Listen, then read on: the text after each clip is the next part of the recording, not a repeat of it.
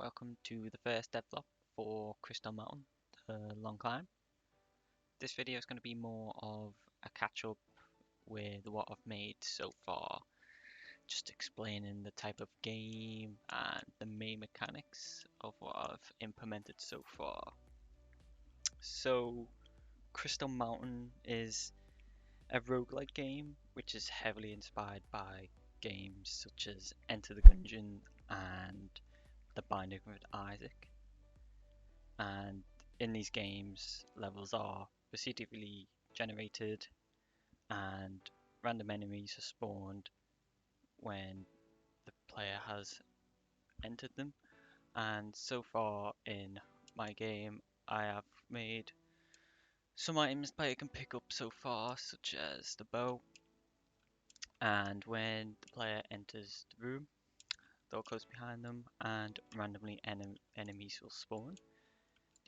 I've only made 3 so far, so it won't be that random.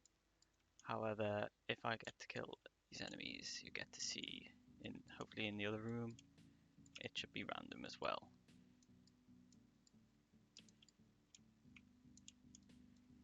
So if we walk into this room, here we go, got a bat spawning now, and a beehive which constantly spawns bees. So in many roguelikes, the levels are randomly generated, and so far in my game I have a bunch of prefabs so far that will randomly spawn next to a room, causing the level to be randomly generated, as you see on the screen now.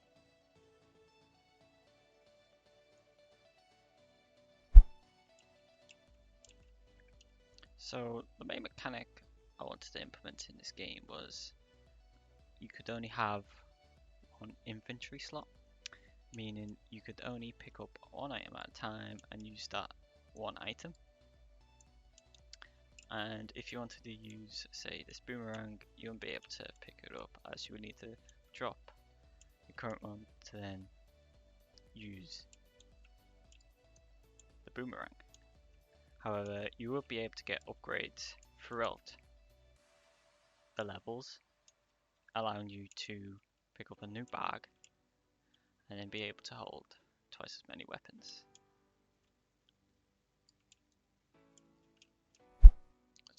So far I have a couple of weapon pickups so far implemented, and I am just planning on making a couple layouts. So I'll show you some of my prefabs for the rooms that will randomly spawn, such as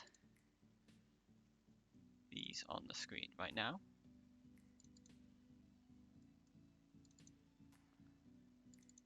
So each of these rooms will spawn only 2 rooms that have an opening next to it, so such as a right room with this one over here can only spawn to a left, such as this one.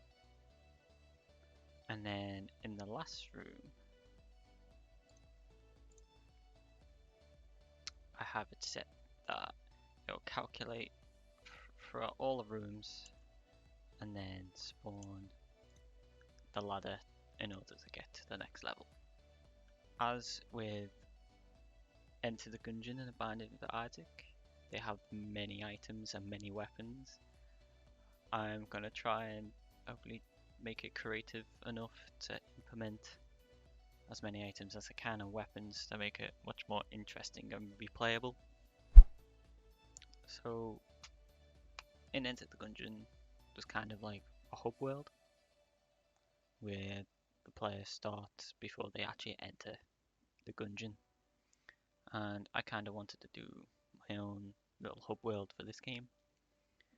This is where the player first starts, and once they die in the dungeon, this is where they will respawn.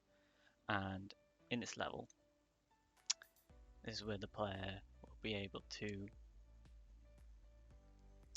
access their upgrades at the shop, and this is where the player will be able to upgrade themselves in order to progress further into the dungeon as the levels get progressively harder. The main currency in the game is crystals.